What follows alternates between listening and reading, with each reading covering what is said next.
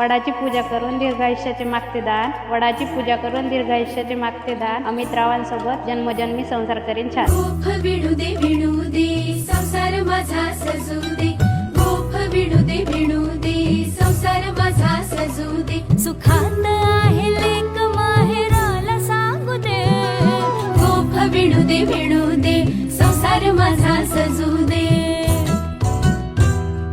सासूमाईची नणंद भाबडी नवर